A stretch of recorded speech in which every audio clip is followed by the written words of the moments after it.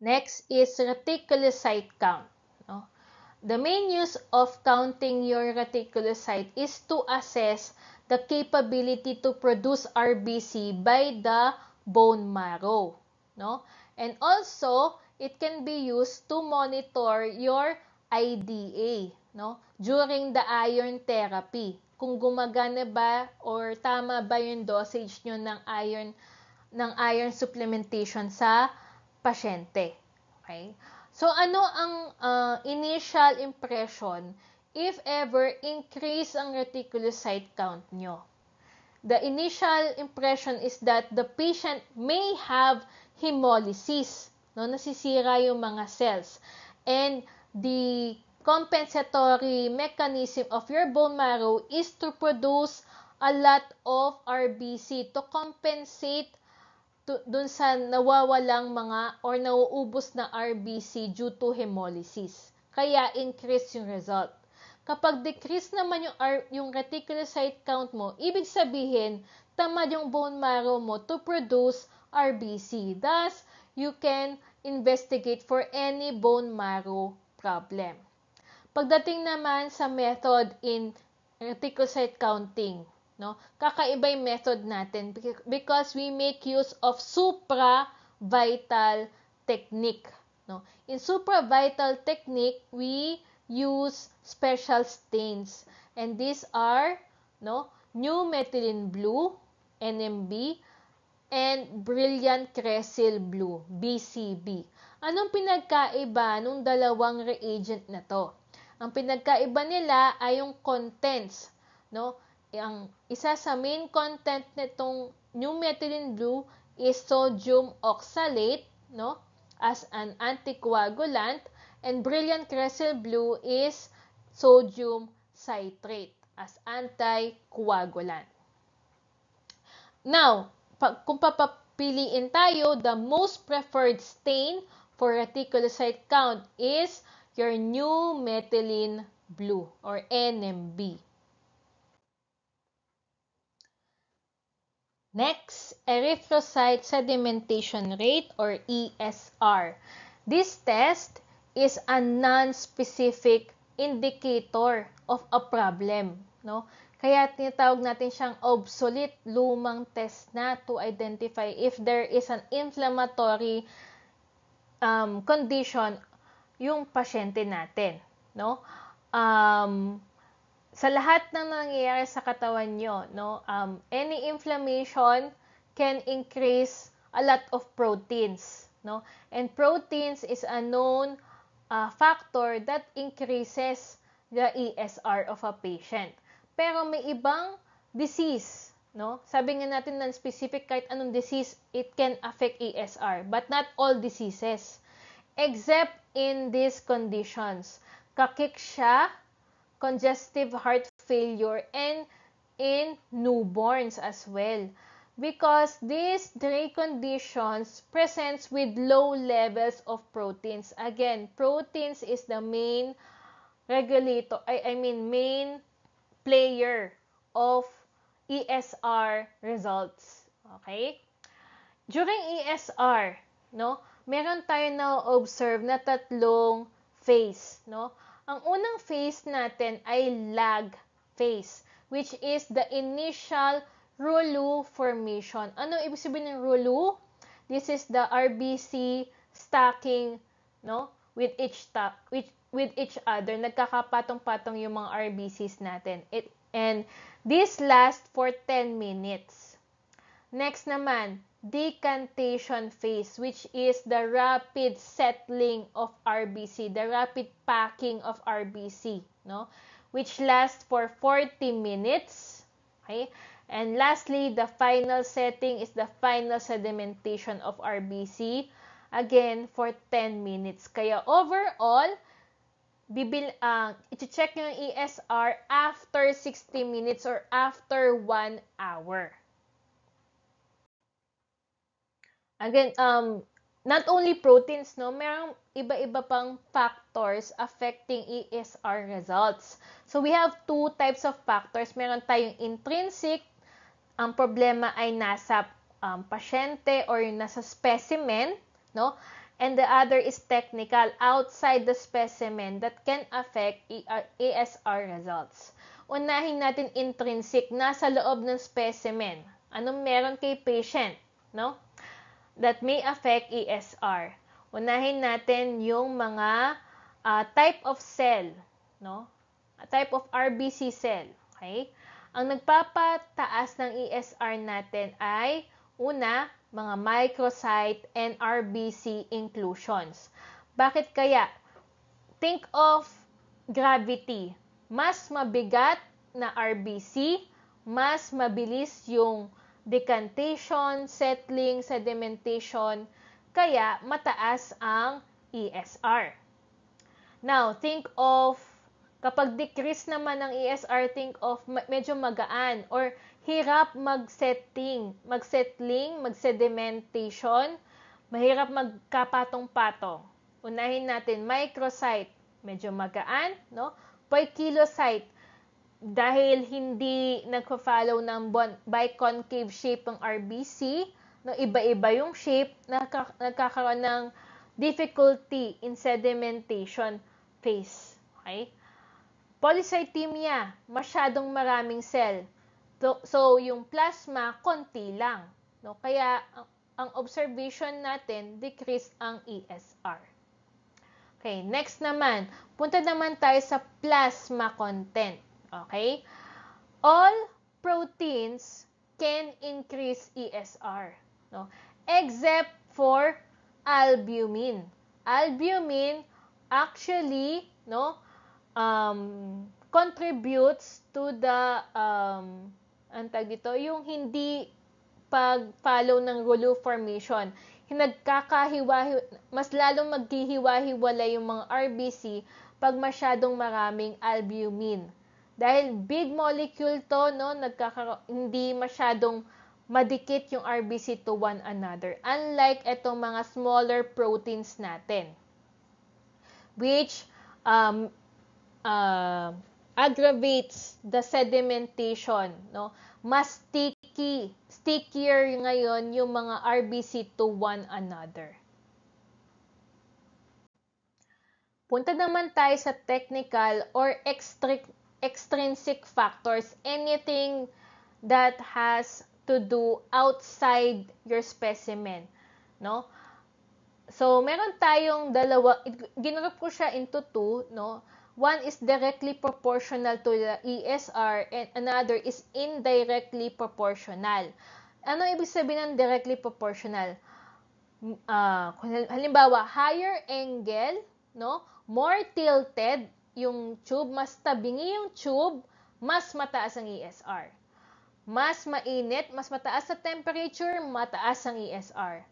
Mas mataba ang tube, okay? Mas wider ang tube, mas mataas ang diameter ng tube na ginamit nyo, mataas ang ESR. Mas matindi ang vibration ng surface, mataas ang ESR. Yung time of testing, mas matagal mo siyang tinest beyond 60 minutes, mataas ang ESR. Okay? So, directly proportional. Okay? Dito naman, indirectly proportional. Kapag mataas ang EDTA level, over-diluted ang blood mo, mababa ang ESR. Kapag marami ang bubbles or bubbling, mababa ang ESR.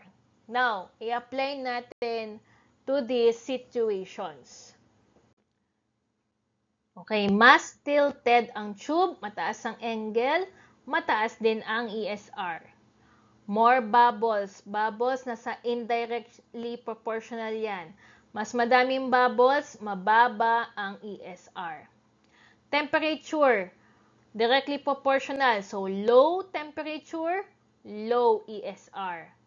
Vibrating surface, vibration, directly proportional. Pag merong vibration, mataas ang ESR. Okay, next. Situation naman tayo or application. So, madalas to tanungin sa board exam schools, I mean yung mga review centers, no? So, ito yung tamang answer for this situation. So, bibigyan tayo ng ng ganitong case, the ESR tube is placed directly on top of a small refrigerator. What are the possible effects? So, tatlo ang pwedeng explanation. Falsely low, if ever, no, malapit ang ESR tube dun sa pintuan ng refrigerator, which can release low temperature of air. So, low temperature, low ESR. Falsely high, pwede din, in cases na vibrating yung surface ng refrigerator. Di ba may mga ganong type of refrigerator, medyo intense yung vibration sa taas or dun sa machinery niya. And pwede rin na high temperature, lalo na kung ang ESR tube mo nasa malapit dun sa rear side of the refrigerator or malapit dun sa motor, dun sa likod. Okay, other special diagnostic test for anemia. So, nadaanan natin ito, di ba? Osmotic Fragility Test or OFT. Okay? Ano ang principle of the test? Your RBCs is exposed to series of tubes with increasingly hypotonic sodium solutions. Ano ang ibig sabihin nun? Kapag once the RBC exposed to hypotonic, it will swell, no? Eventually, kapag hindi na niya kaya, it will burst. Okay? Ano ang mga conditions, no, associated with abnormal OFT results? Halimbawa, increase OFT or tinatawag nating shift to the left, madaling mag-burst, no? Even at low tonicity, no? So, ano example ng mga yan? Spherocytosis, no? Meron tayong mnemonics na HIS, no? HIS, no? HS is hereditary spherocytosis, I increase OFT. Wala lang, para lang mabilis nyo lang matandaan, okay? In decrease OFT, mahirap mag-burst kahit sobrang taas ng hypotonic environment, sometimes hindi nagbe-burst. Okay? So, ang mga example ng mga yan, no? Ang example ng mga yan ay mga microcytic or may mga RBC na masyadong wide yung central pallor, walang laman, ibig sabihin. Ang mga example ng mga yan ay IDA, thalassemia, and sickle cell anemia. They are or they can present with decreased osmotic fragility test. So, wag kakalimutan, ang principle of the test is that in osmotic fragility test, your RBC is exposed to a series of tubes with increasingly hypotonic solutions. Okay, other tests for hemolytic anemias, no? To differentiate your intravascular and extravascular, pwede mo to lahat i-request, no? Although some of them can present with the same result. Ano yung mga similar results sila, no?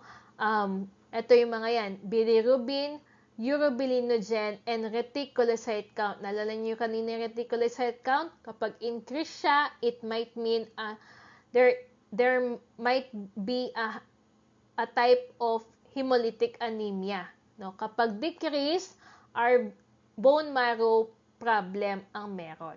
Okay? Parehas din ang result, no, pagdating kay RBC, hematocrit, and hemoglobin, given na yan na lahat ay mababa. Okay? Dito tayo mag-focus dun sa kakaiba, no, sa kanilang dalawa. Haptoglobin and hemopexin is both low in intravascular, normal kay extravascular. Methemoglobinemia and free hemoglobin is present in intravascular, walang ganyan sa extravascular hemolysis. In peripheral blood smear, meron tayong mga anomalies, okay? Intravascular, schistocyte. Ang extravascular, spherocytosis. Okay? Urine color naman, dark urine kay intravascular, normal lang kay extravascular, while LDH is increased in intra-normal kay extravascular. And etong mga binracket ko na to, ito yung mga byproducts kasi ng sudden or sudden fragmentation of your RBC, releasing hemoglobin into bloodstream. And yung hemoglobin, kailangan yan ma-wash away from your bloodstream. And yung heme, no? Yung heme part na yon, kailangan ma-clear out from your bloodstream. Next topic is bone marrow examination. And during bone marrow examination, the primary parameter that you would like to check is the ratio of myeloid cells from erythroid cells. Ano ba yung mga myeloid cells? Ito yung mga, it belongs to the WBC lineage, and erythroid naman belongs to your RBC lineage. The normal ratio is that there is 1.5 myeloid cells every 1 RBC or erythroid cells to 3.3, no, is to 1. Pagdating sa leukemia, asahan natin ang madami dyan WBC lineage, kaya more than 10 is to 1 ang ratio. Sa erythroid hyperplasia naman, hyperplasia means hyperproduction, no, ng erythroid lineage. So, baligtad ngayon yung ating ratio, 1 is to 20. And during bone marrow examination naman, no, must know the largest cell in the bone marrow specimen, no, is megakaryocyte. Huwag magkakalimutan at huwag magpapalito kay megakaryocyte and blast. Megakaryocyte is the largest, no, in bone marrow. Pero wag din masyadong magmadali sa pag-answer. What is the largest cell in the peripheral bloodstream? Monocyte. Largest cell in the bone marrow, megakaryocyte. Okay. Pagdating sa classification of anemia, we almost always based on the RBC morphology given from the data of your RBC indices. Okay? Halimbawa, sa normocytic, normochromic, ano ang expected RBC indices results natin? Normal MCV, normal MCHC. Microcytic hypochromic, low MCV, low MCHC. Macrocytic normochromic naman, high MCV, normal MCHC. At the same applies to this part of classification. Okay, bakit walang hyperchromic? Okay, the only hyperchromic anemia is the hereditary spherocytosis. Nadi-discuss naman natin later on. No? Wala nang ibang hyperchromic anemia aside from the spherocytosis condition. Anyway, let's discuss on or overview ng mga classification of anemia. Sa normocytic, normochromic, under dyan yung mga hemolytic anemias, no? Acute bleeding, acute blood loss, mga malignancies causing anemia, and splenomegaly. Microcytic hypochromic anemia, huwag kakalimutan yung ating mnemonics na ATIS, no? ATIS, ACI for A, anemia of chronic inflammation, thalassemia, iron deficiency anemia, and sideroblastic anemia, which may be caused by lead poisoning. Okay? And then sa macrocytic normochromic, we can further divide or classify this type of anemia into megaloblastic and non-megaloblastic anemia. Sa mga megaloblastic, dito persistent yung increased size of the RBC. These are maybe due to vitamin B12 deficiency na pwedeng associated with pernicious anemia, no? and folate deficiency or vitamin B9 deficiency. Sa microcytic normochromic non-megaloblastic anemia, walang persisting blast, no? Walang masyadong malalaking mga blast, pero ang ang eventual result, enlarge yung mga mature RBCs. So kailan nangyayari ito? Sa mga liver diseases, alcoholism, and bone marrow failure. Okay, punta tayo sa iron deficiency anemia, no?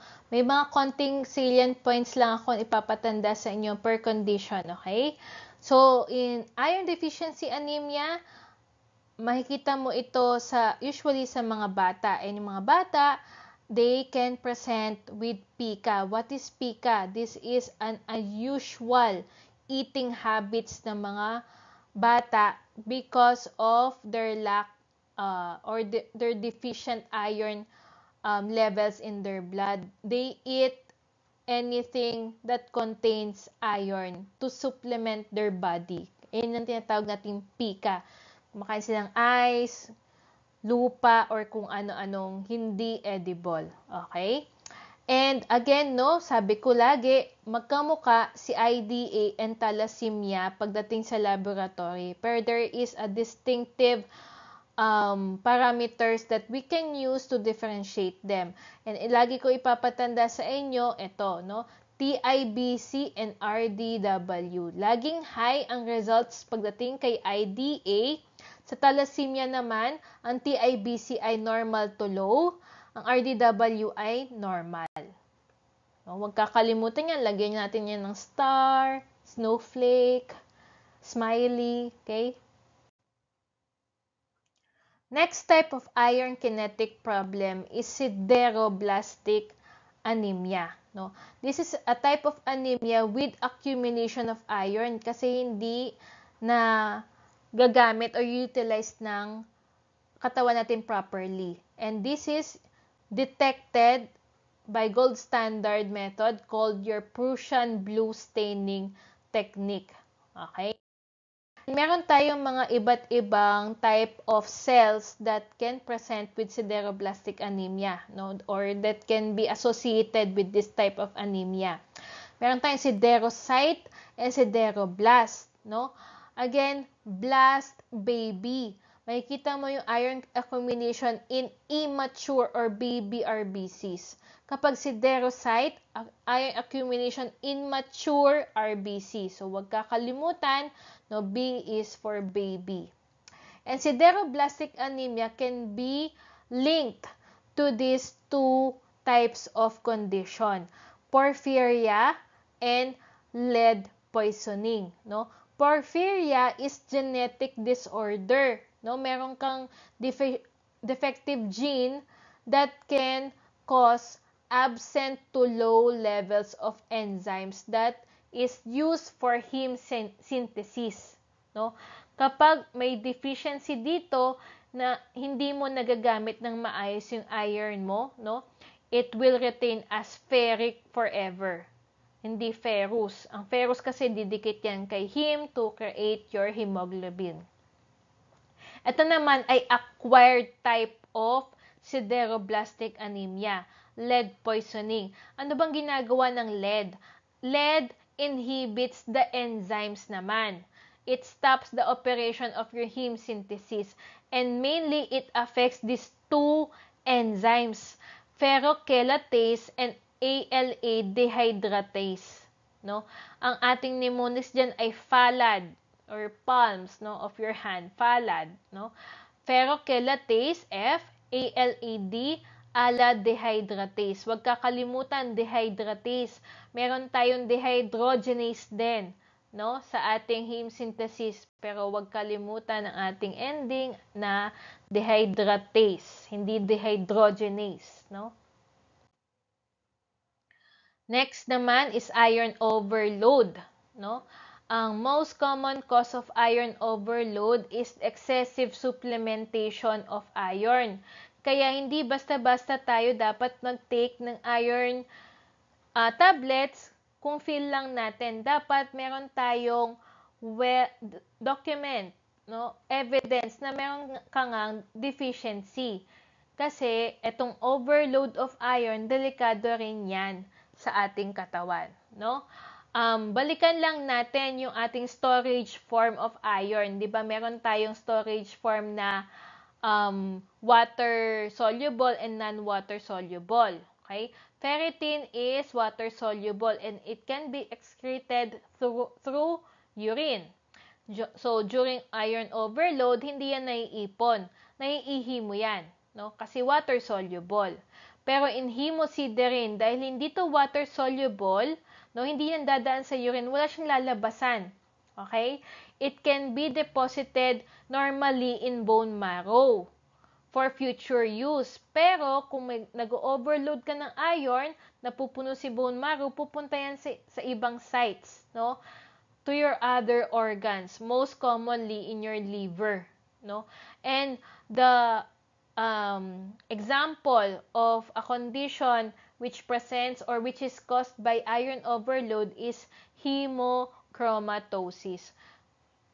So, nagsustain lahat ng organs mo, no, with hemosiderin. Okay. For the investigation of the different types of microcytic hypochromic anemia, you make use of the following parameters. So you request for serum iron, ferritin, TIBC, and transferrin saturation. In IDA, in thalassemia, no, ipagsabay natin to dahil halos parehas sila in patient manifestation. Okay? So halos baliktad sila, no?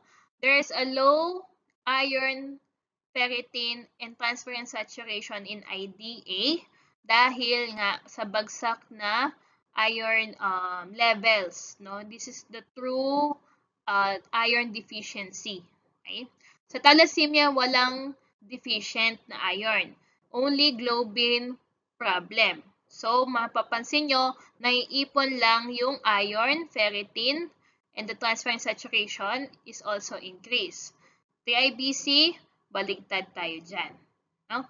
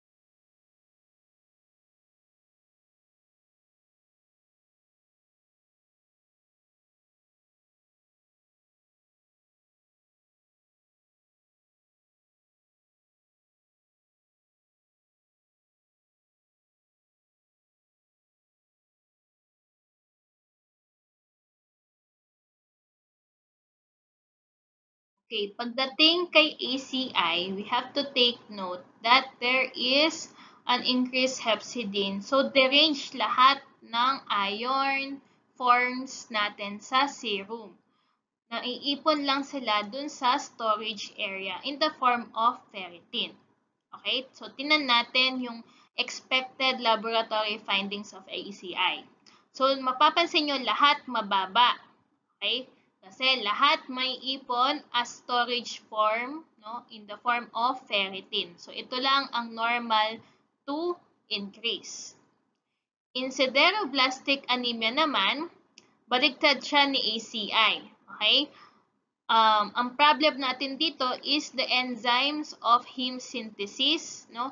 Okay sana yung iron natin, kaso naiipon sila due to non-usage. Okay? Hindi natin nagagamit.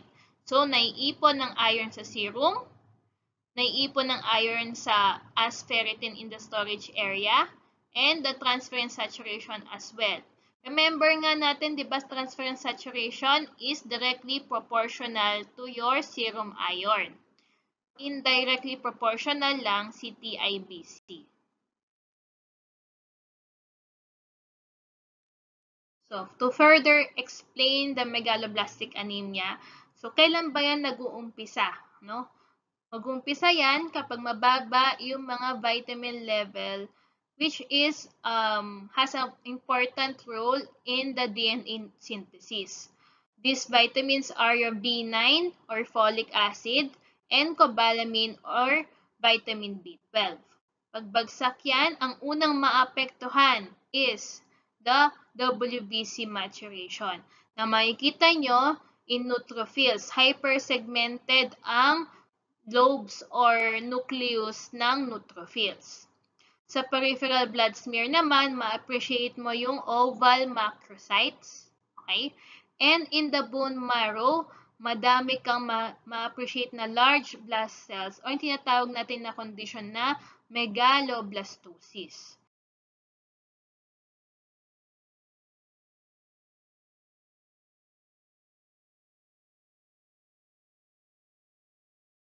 So aside from what I have mentioned, idagdag na rin natin, no?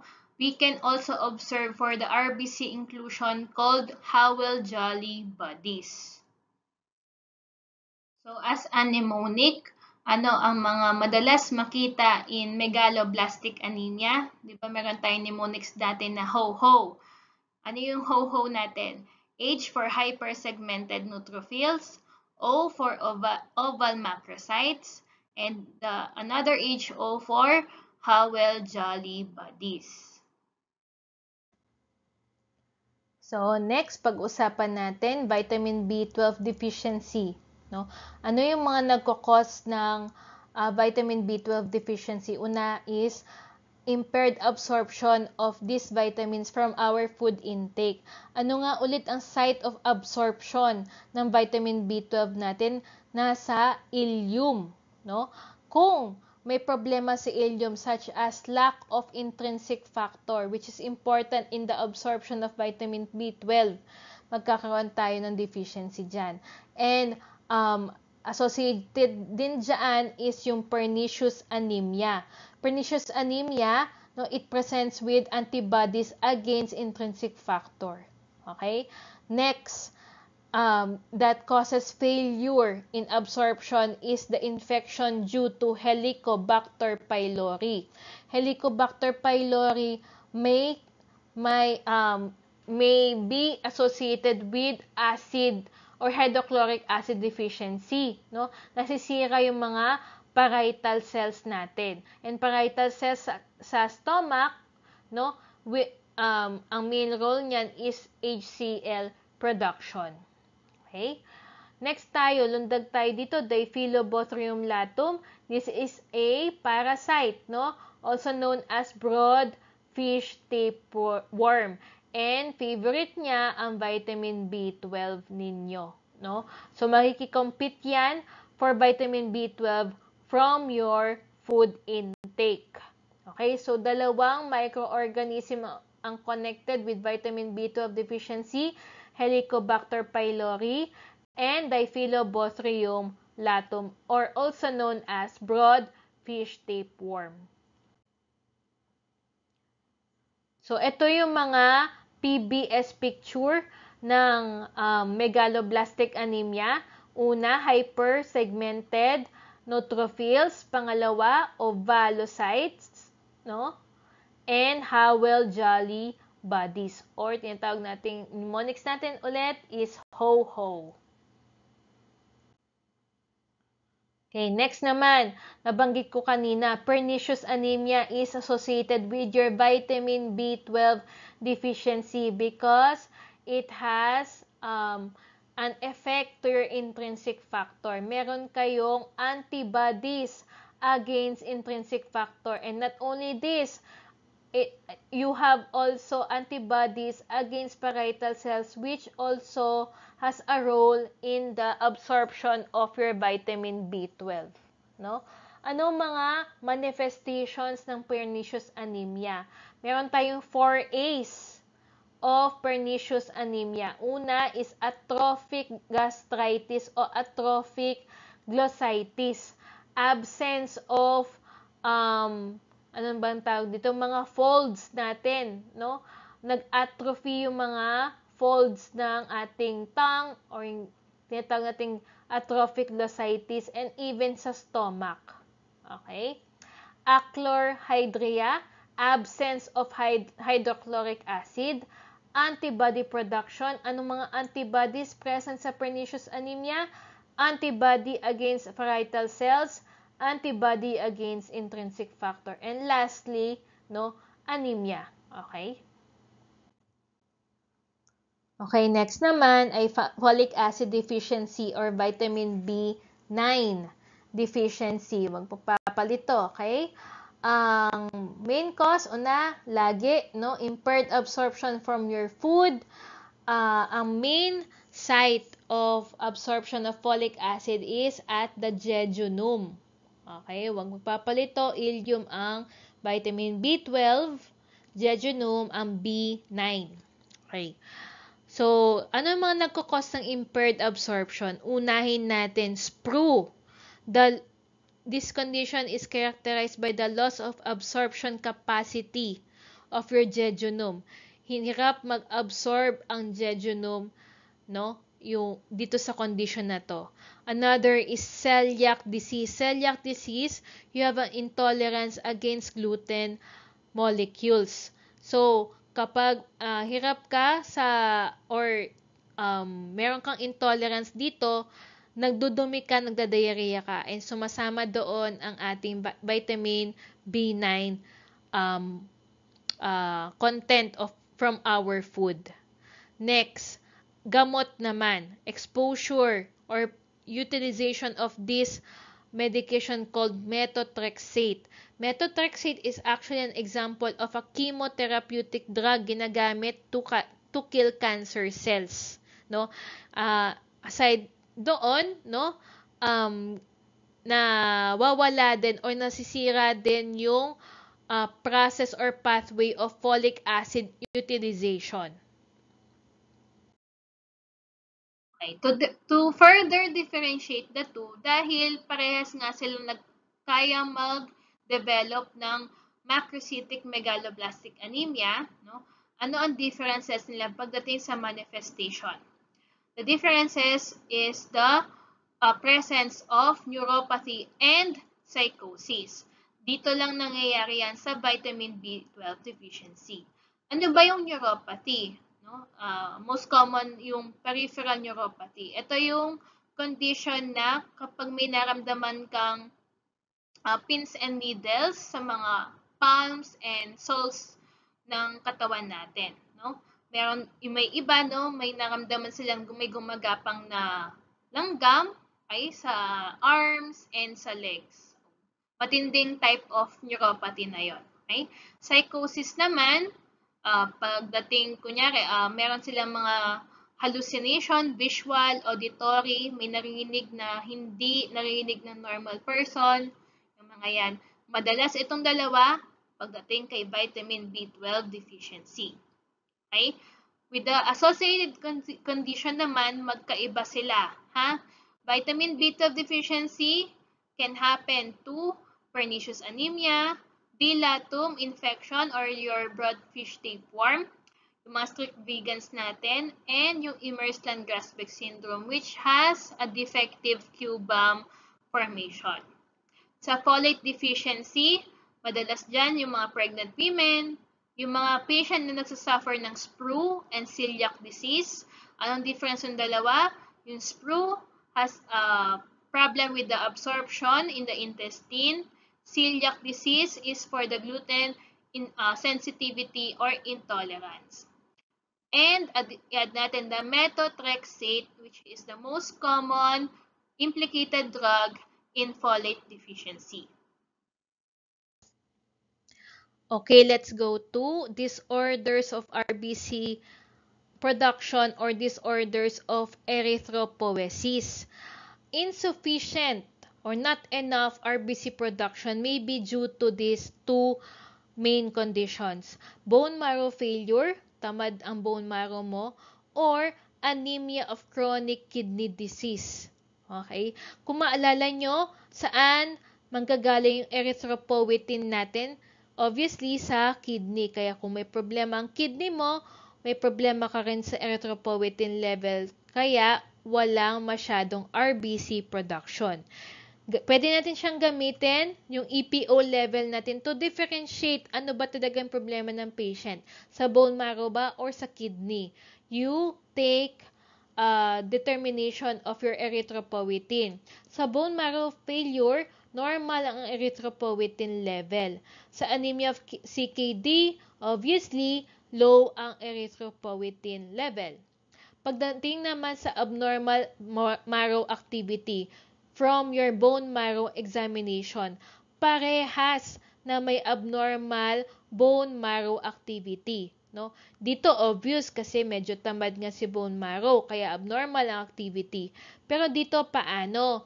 Kasi nga, walang masyadong erythropoietin, so nagmumukhang tamad din si bone marrow. Kaya meron siyang abnormal activity presentation. What is the associated conditions naman per this classification? In aplastic bone or in bone marrow failure, no, it is implicated in aplastic anemia. Ano ibig sabihin ng aplastic anemia? A means absence, plasia means production. Absence of production or no production at all of all blood cells. No, ano ang mga cause niyan? Certain viruses such as parvovirus B19 and chemicals such as benzene, no? Antibiotic, chloramphenicol. Myelophthisic anemia naman, no? Associated din siya with bone marrow failure. Ano bang ibig sabihin ng myelophthisic anemia? This is a type of condition wherein your bone marrow has abnormal cells or tissues such as cancer cells, no, pumupunta sa loob ng bone marrow, or mga ibang scar tissue, no, mga fibrous tissue sumisingit sa bone marrow. Yun ang myelophthisic anemia. May mga abnormal cells or tissue sa loob ng bone marrow. In anemia of CKD, anong nagkakos ng mga yan? Primarily, yung mga uncontrolled, hindi nagme-medicate na mga pasyenteng may hypertension and diabetes mellitus. No? Kapag hindi nila na-control tong condition na to, ang final organ na target ay kidney. Next enzymopathy is your G6PD deficiency. This is the most common enzyme deficiency naman ng hexose monophosphate shunt or the pentose phosphate pathway. Okay? Out of all deficiencies of the RBC biochemical pathway, ito yung most common na RBC enzyme. Kaya included siya sa newborn screening testing. Sa PBS naman, peripheral blood smear, anong ma-appreciate mong mga poikilocyte or RBC inclusion? Pwede kang ma-appreciate ng Heinz bodies and bite cells. Sa bite cells, no, mangyayari lang yan kapag dumaan ng RBC sa spleen. And ma-recognize ng spleen mo yung mga inclusion bodies. So, tinatry niyang kagatin, no, out of that RBC. Kaya meron kang ma-appreciate na bite cells. So, hindi rin naman laging bad news ang G6PD because it confers resistance against malaria. Remember, your Plasmodium species, mahilig yan sa mga perfect RBC, no? Mga magagandang RBC. Kapag meron ganitong defect ang RBC mo, hindi sila madalas nakaka-infect ng mga ganitong type of RBCs. Okay, so oxidative stress naman, it may be caused by infections, no? Ito yung most common cause. MCC is most common cause, okay? Most common cause of hemolysis in G6PD kapag nagkakaroon sila ng bacterial infection, no? Another is favism kapag nakakain ng fava beans. Yung mga nag-i-intake ng mga malarial drugs, okay? Ano ba yung mga example ng mga malarial drugs? Ito yung mga chloroquine, primaquine, okay? And sulfur-containing drugs. Okay. Balikan lang natin yung formation of the bite cells, okay? So, halimbawa, ito yung RBC. And for example, ito yung splenic macrophages. So, kakainin niya yung any damages formed inside the RBC. So, for this example, yung Heinz bodies, which is a damaged hemoglobin, no? Precipitated hemoglobin. So, kakainin to ng macrophages, forming a bite formation. Okay? Kaya ang tawag natin dito are your bite cells. So, another example of conditions under intrinsic RBC defects are the problems of RBC membrane. So, remember the difference between your vertical membrane proteins and horizontal membrane proteins. Balikan natin ha. Vertical membrane proteins are also called as integral proteins. And horizontal membrane proteins are your peripheral proteins. Okay? So, kapag may problem in vertical membrane proteins, prone sila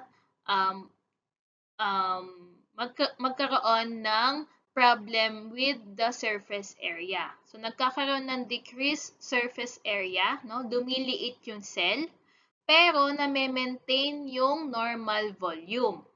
So, therefore, maliliit yung ang supposedly maliliit na cell na pupuno ng hemoglobin, okay? So, ang expected laboratory result nito is increased MCHC. Remember, yung mga hyperchromic anemia, ano ulit ang perfect example ng mga yan? Ito yung mga spherocytes natin. Okay?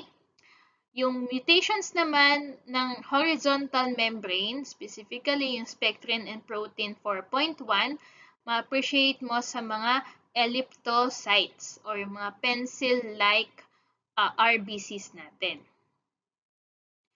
And the next membrane defect is what you call pyropoikilocytosis.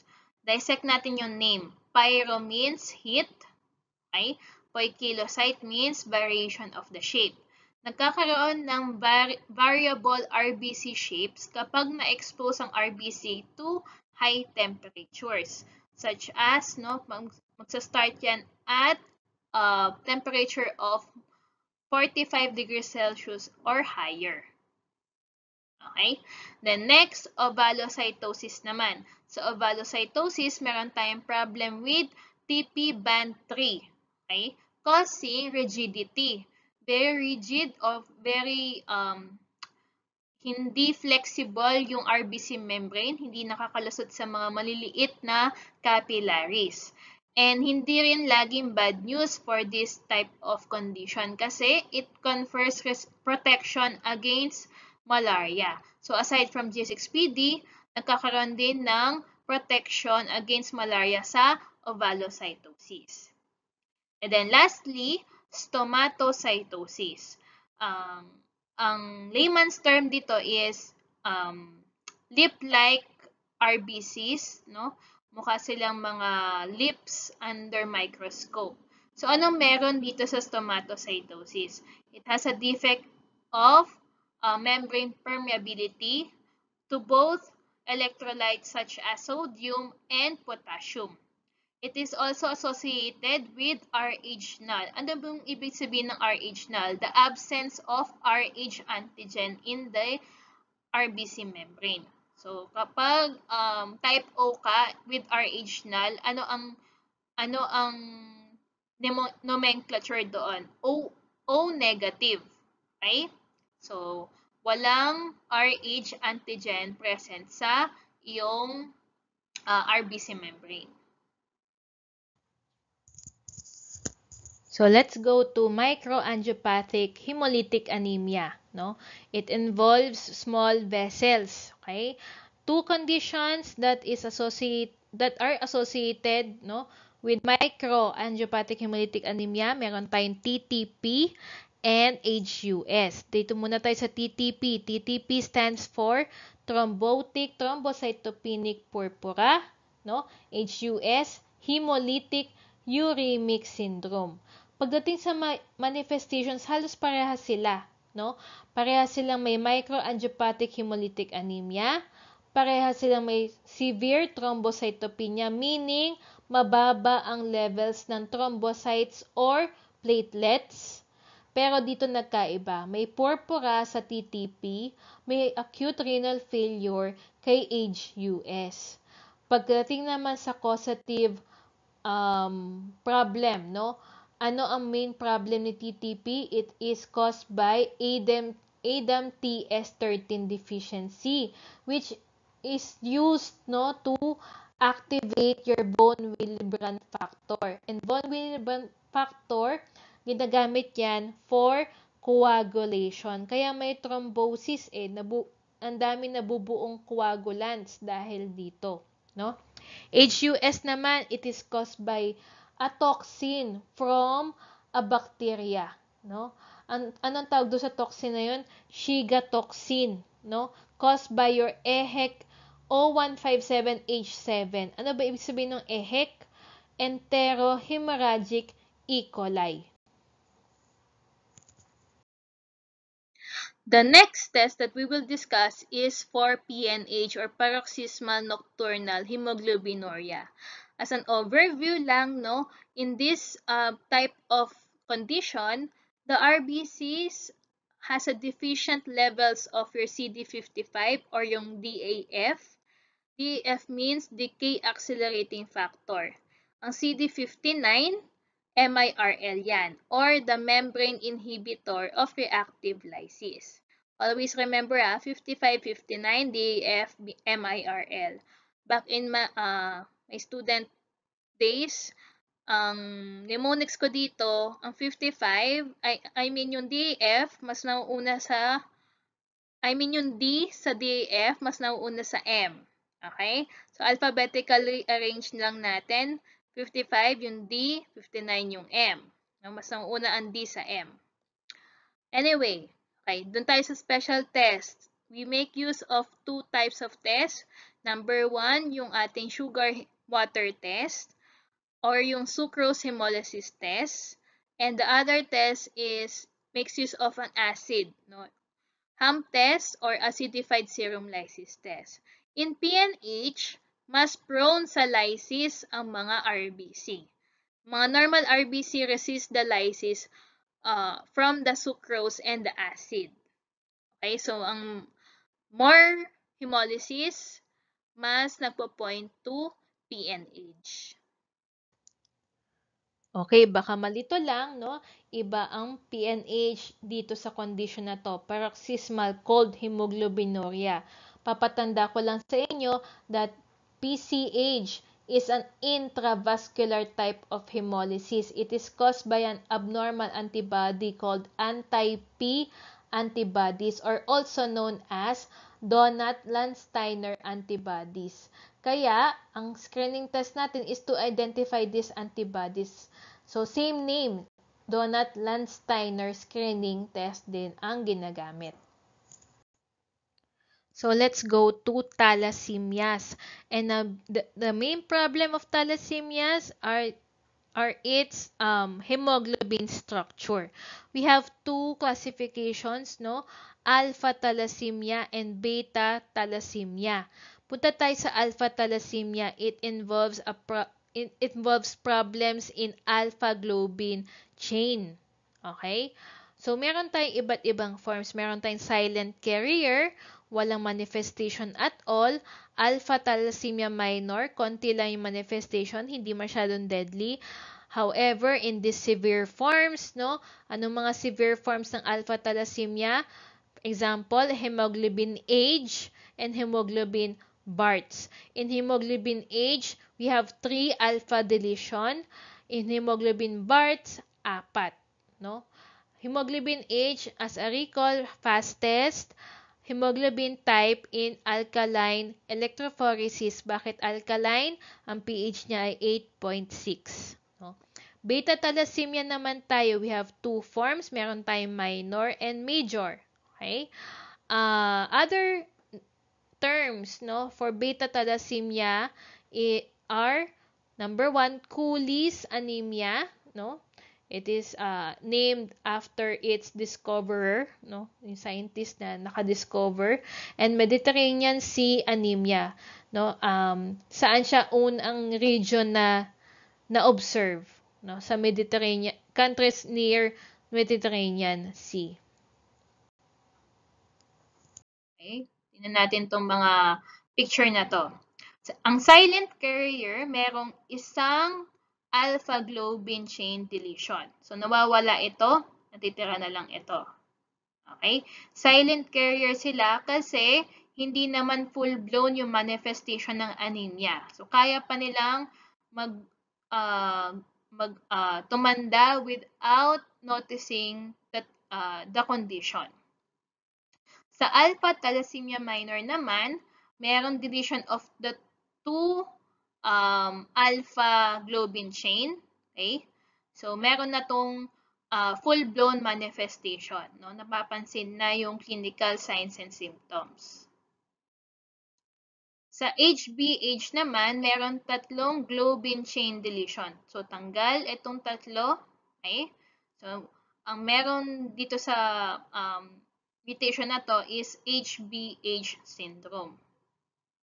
Sa Bart's hemoglobin naman, yung apat na normal globin chain napapalitan ni gamma. So, meron tayong 4 gamma globin chain sa Bart's hemoglobin. And ito yung pinaka-severe type of alpha thalassemia kasi walang nagsusurvive dito sa condition na to. It can most common finding in the PBS sa mga thalassemia are your podocytes and target cells. Bakit tinawag na target cell? Kasi meron tayong ganitong formation, no? Wala tayong central pallor. Okay? Meron tayong parang condensed hemoglobin sa gitna ng central pallor. So, yung tinatawag nating target cell. Okay, next hemoglobinopathy is the sickle cell anemia. So, in other books, ang nomenclature or pagsusulat natin dyan is HBSS. HBSA naman, if sickle cell trait.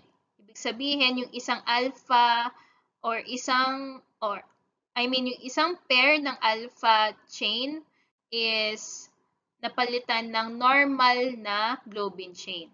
Okay? Isa lang. Kapag dalawa, yung dalawang pair, full-blown sickle cell anemia na ang tawag.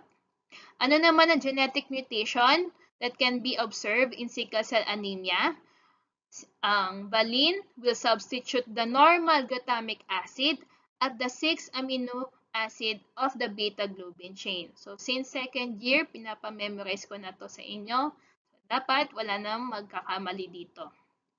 And another important to take note is that sickle cell anemia confers protection against malaria. So tatlo na ang conditions that can protect us against malaria. G6PD, ovalocytosis, and sickle cell anemia. In this type of condition, no, ang nireklamo ng pasyente is they are in pain, lalo na sa kanilang mga joints. Ang tawag dun sa painful reaction na yon is what we call vaso-occlusive crisis.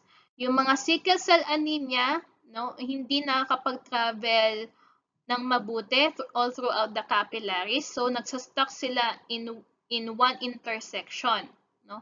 And this will cause pain in the patient. So, ito yung tinatawag natin vaso-occlusive crisis. And kapag nangyari itong type of crisis na to sa spleen, nagkakaroon ng autosplenectomy or nasisira yung spleen. Therefore, kapag walang blood flow, lumiliit ng kusa yung spleen and namamatay yung spleen. So, tinatawag natin autosplenectomy. Okay, next group of disorders are your qualitative disorders. And these include, number 1, may mali sa itsura or the morphology, or may mali sa action or the function of the cell. And sa madalas na event, pwedeng both of the morphology and function are deranged. Okay? So, unahin natin sa mga qualitative WBC disorder is the Pelger-Huet anomaly. So, ano meron sa Pelger-Huet? There is a decreased segmentation of the nucleus or tinatawag natin hyposegmentation. Ilan ba dapat ang segment ng nucleus ng mga WBC? So, supposedly dapat 2 to 5. Okay?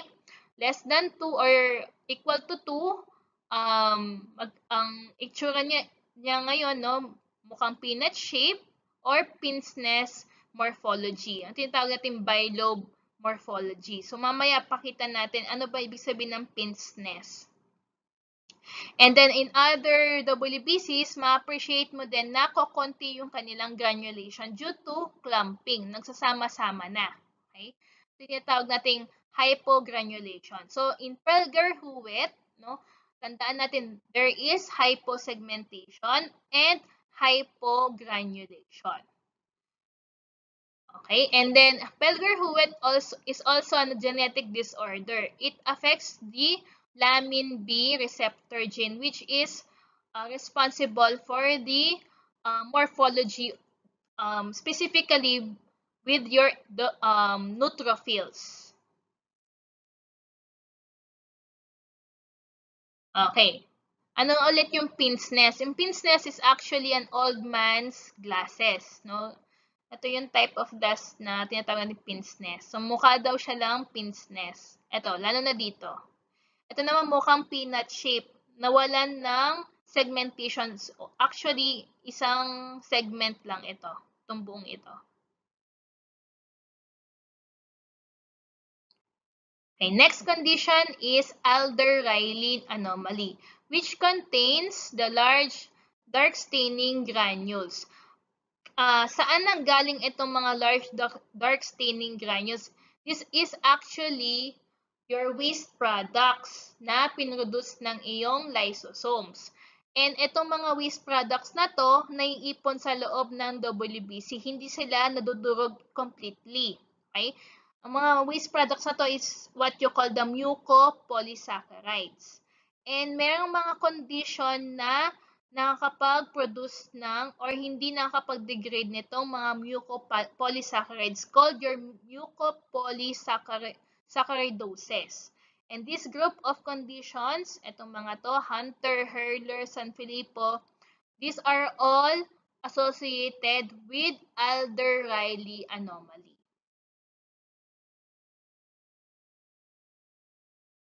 Okay. Ano ulit ang mga dark staining granules na to? These are your mucopolysaccharides. And again, makikita in Alder-Rayleigh anomaly. Ano yung mga example ng mga condition na nagkakos ng ganitong anomaly? Your mucopolysaccharidosis such as Hunter, Hurler, Sanfilippo, yung mga yan. Next condition is Chediak-Higashi syndrome. Sa Chediak-Higashi syndrome, recall lang natin that the platelets and at the same time your WBCs are enlarged due to the abnormal fusion of the granules. And this is also an inherited disorder. Ano yung genetic mutation involved in this syndrome? Ang mutation is at the chromosome 1, lalong-lalo na in CHS1 LYST gene. And this mutation can cause lazy WBCs dahil nga sobrang laki nila and mabigat due to the fusion of the granules, hirap gumalaw yung mga WBC. So therefore, ang consequence niyan is the patient will have recurrent pyogenic infection. Paulit-ulit na bacterial infection. So, under microscope, ito yung mga fusion of the granules. So, ito yung nagpapabigat din sa WBC. So, hirap silang, dito, sobrang laki na fusion. Hirap silang gumalaw. So, tinatawag natin mga lazy WBCs. Next is May-Heglin anomaly. Dito naman, merong abnormality in the myosin heavy chain. So, MH for myosin heavy chains. Para wag kayong magpapalito. Okay? And again, inherited disorder ito, and ano yung genetic point mutation niya? It is at MYH9 gene at chromosome 22. And this will cause your Dole bodies production in WBCs. And another problem is that it can cause macrothrombocyte o tinatawag natin giant platelets. So ano tong mga Dole bodies na to? These are actually accumulated RER o tinatawag natin rough endoplasmic reticulum. So na dapat wala na in mature WBCs. So the persistence of your RER, ito, halimbawa dito sa mature neutrophil na to, is what you call the Dole bodies. And madalas, associated sila with May-Heglin anomaly. And yung sa May-Heglin anomaly, anong abnormality ulit? MH, myosin heavy chains. Next disorder is CGD. CGD stands for chronic granulomatous disease. And ano ang nagkakos ng granuloma dito? This is caused by the inability of your WBC to produce enzymes or mga compounds to fight off infection. Ano ba yung mga compounds na yon? Your superoxide and ROS or reactive oxygen species.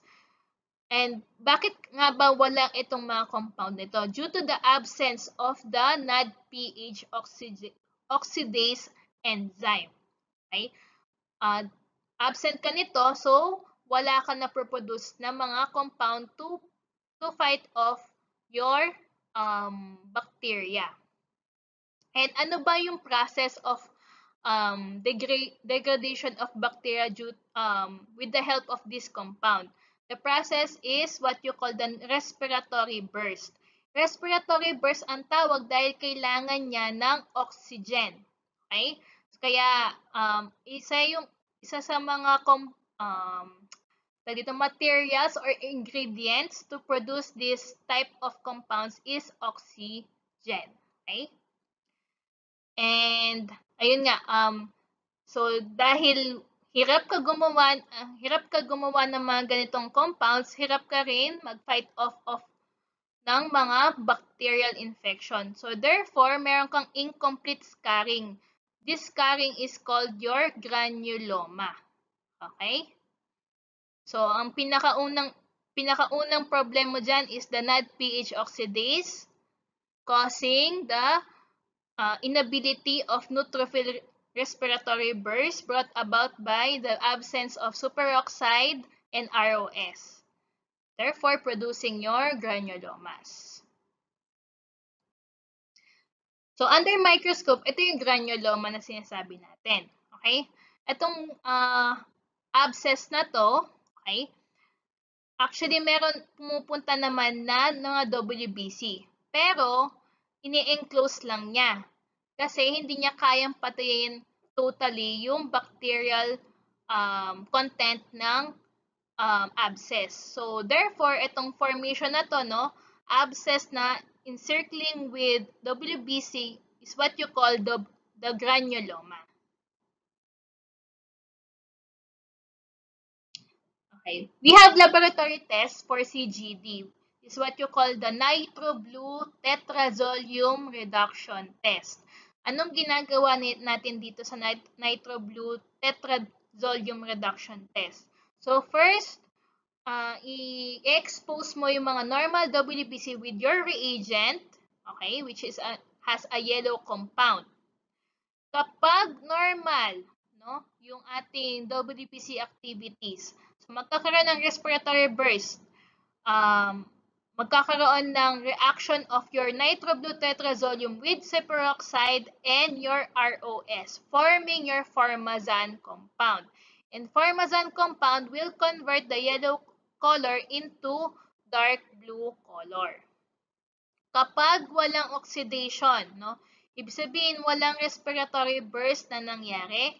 Mariretain ngayon yung color yellow as final result lalong-lalo na in CGD. Di ba sa CGD, walang respiratory burst. So, yellow pa rin yung color niya at the end of the laboratory test. So, under microscope, this is the positive result. Again, what is the compound na nagpapa-blue dun sa color ng nitro-blue tetrazolium? It is the formazan. Dito naman, medyo hindi nyo ma-appreciate yung yellow kasi medyo orange pa siya, no? This is a negative result.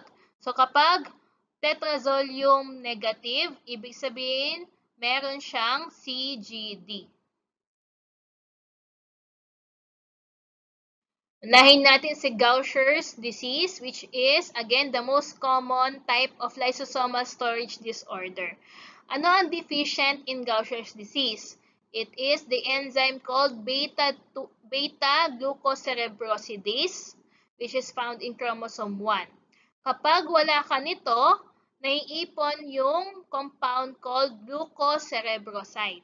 So, ang magpapalito kung alin ang deficient and anong compound yung nag-accumulate.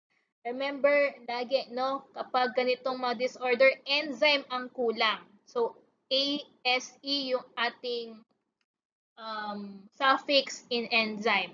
Okay? So, huwag magpapalito sa dalawa. And to diagnose your Gaucher's disease, you have to fulfill these 3 criteria. The triad of hepatomegaly, which is the enlargement of your liver, plus the presence of your Gaucher cell in the bone marrow, and the increase in serum phosphatase in liver, yung mga ALP, 5-NT, and GGT. Okay? So, anong itsura ng Gaucher cell in bone marrow? It is described as crumpled paper appearance. So, ito daw yung parang nilukot na papel. No, yung lalo na sa cytoplasm ng mga WBCs. So, again, ito yung mga